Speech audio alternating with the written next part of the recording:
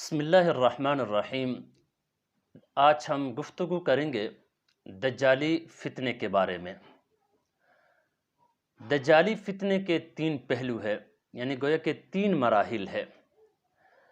پہلا مرحلہ یہ ہے کہ سچ اور جھوٹ، حق اور باطل کے درمیان تمیز ختم ہو جائے گی۔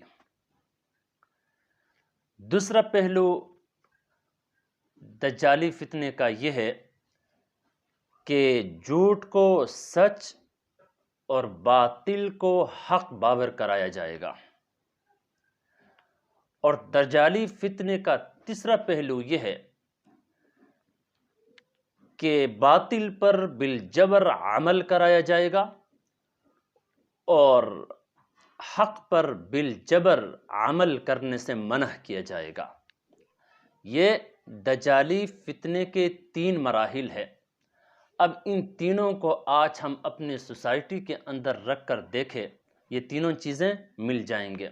آپ دیکھیں جھوٹ کو کس طرح پھیلایا جاتا ہے، یعنی اتنا اسے پھیلایا جاتا ہے لوگ اسے سچ سمجھنے لگتے ہیں، اور اسی طرح باطل کو حق کرنے کی بھرپور کوشش کیا جا رہا ہے۔ اسی طرح باطل پر عمل کرنے کے لیے بالجبر عمل کروایا جاتا ہے۔